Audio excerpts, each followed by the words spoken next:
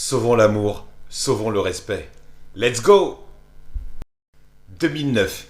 Andy Hildebrand, ingénieur électricien. Oui, ce bonhomme a plusieurs casquettes professionnelles. Et qui excelle dans ses inventions, a créé un logiciel de correction du ton de la voix. Ta voisine du 4e, qui te réveille tous les samedis à 8h du matin. Un aspirateur à la main, elle chante fort dans sa baraque parce qu'elle en a besoin. Elle te casse la tête non pas parce qu'elle chante fort, elle ne s'en rend pas compte mais elle chante très faux en fait.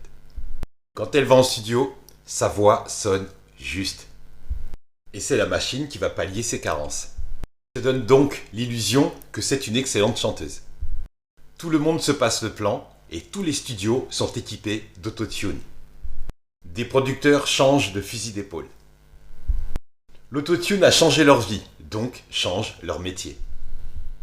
Avant, ils recherchaient des personnes qui savaient très bien chanter. Maintenant, ils recherchent des personnes qui sont belles. Ça, c'est selon leurs critères de beauté. Mais qui deviendront juste des produits marketing pour que ce soit bankable. C'est le progrès. L'argent prend le pas sur le talent.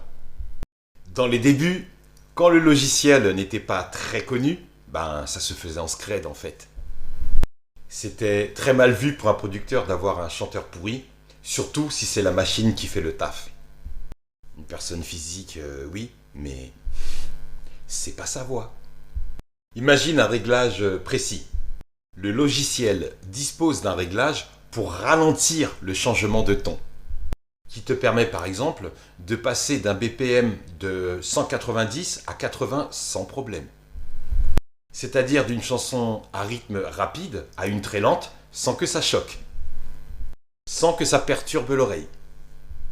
Même à l'inverse, pour une chanson speed, on peut accélérer la correction. Changement instantané. Et là, c'est cramé. Faut pas déconner, la machine ne peut remplacer l'homme en tout point. Sauf que, cette partie bien cramée, le public est habitué. Il est friand de ça. Il en redemande et il kiffe de ouf. Andy Hildebrand a été interrogé sur cette partie bien cramée. Quand tu descends le bouton à 0, il a lui-même expliqué que ça s'entendait. Que c'est choquant et que c'est humainement impossible pour la voix.